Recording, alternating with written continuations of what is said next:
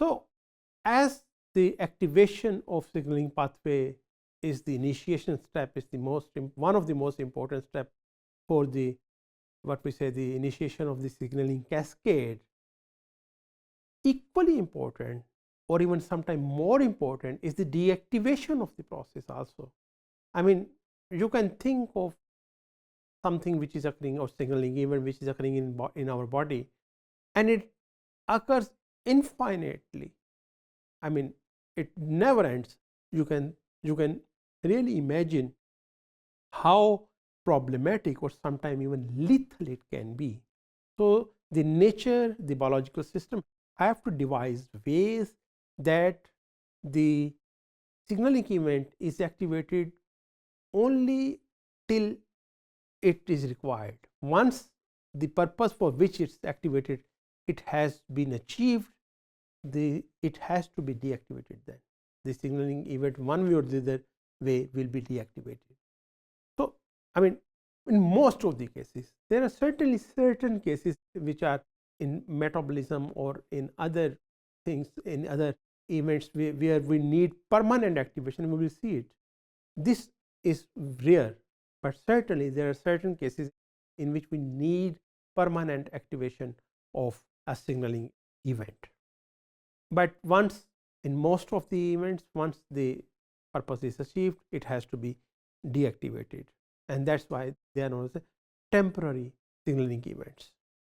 As far as the irreversible or the events which are permanent, which have to be completed till the end, for example, they involve the Notch delta pathway or any other pathway which is involved in the developmental process, in which the main purpose is that you have to reach to a developmental fate. For instance, you have to make a differentiated cell type. So, the Notch delta pathway is a very important developmental pathway which is responsible for determining and for finalizing the fate of the cell. So, for that, of course, once the signaling event which is leading towards the fate of the cell, it has been initiated, it has to be completed then until the fate of the cell has been decided. Fine. So, they are the when we say irreversible, once they start, they are irreversible. Then apoptosis again, once the signal which have initiated or activated the caspases, the molecule which are responsible for the cell death process, for the apoptosis of the cell, once these molecules are activated, then cell have to be apoptized. There is no way back from that. Then a cell will have to die. So, these are the irreversible events. But as far as the overall signaling pathways, majority of the signaling pathways are concerned, they are not irreversible, they are reversible. They have to be regulated. They have to be regulated through different pathways, and they have to be deactivated at one point or the other. So, glycolysis is one example. For instance, we should see then in glycolytic pathway, the major product of the the major purpose of the glycolytic pathway is to get ATP. So, if you have already more ATP, it will act as the negative inhibitor, and in this way it will negatively regulate the glycolytic pathway we have been talking about, and you will see it also later also when you will be talking about Krebs cycle, glycolysis, or any other pathway in which your main purpose is to get the ATP. Then feedback mechanism will be initiated. Then again, in mitosis also, mitosis is one of the most fundamental process of your body, in which you get new cells from the division of already present cells, and when the cells have been divided and there is no more need for the cell division, then it has to stop. Otherwise, it will lead all sorts of problems, and one big example is the cancer. Cancer is actually a problem which occurs when your cell goes on dividing uncontrolled way, in an uncontrolled way. So, and the molecules which are involved in this regulation of the cell cycle or regulation of the mitotic pathway are the CDK cyclin dependent kinases.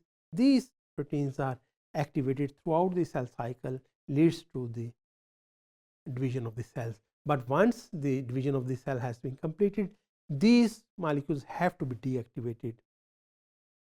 If they are not deactivated, then the cell will go on proliferating, which, as I have already told you, which leads to as lethal diseases as cancer.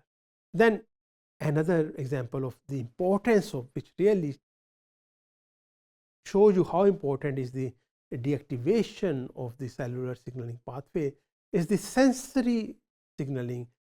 I mean, you can think of an event in which molecules which are involved in the initiating in this sensory signaling, they keep on activated.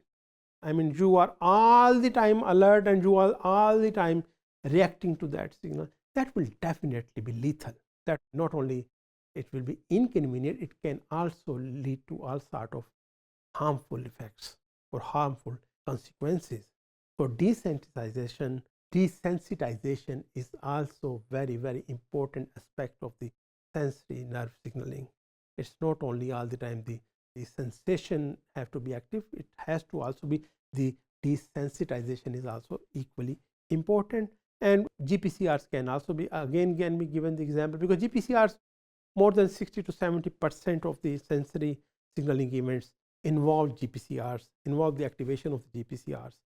And that's why you can think of, let's say, pain receptors, for instance. What do you think if the pain receptors are permanently active? You can think of that condition, how harmful it can be, how painful it can be. Then there are, what are the mechanisms of this deactivation? One of the mechanisms is downregulation by internalization and degradation of the receptor. Receptors are embedded into the membrane and they get internalized into the membrane, and once they get in the membrane, they are degraded. So as a result of this, they are no more available for activation. So that is one way of deactivation of the cellular signaling. Another way is that sequestration, that is, you internalize a receptor, and that receptor, of course, it's not degraded, fine, but still it's internalized state, so it's not available to bound with the ligand because it's no more available on the cell membrane. So this is also one way in which you can deactivate a cellular signaling event. Then also the protein inactivation, proteins activated because of certain chemical actions or signaling events, and then can also be deactivated by phosphorylation or dephosphorylation, and that then can be used in the regulation of a metabolic pathway.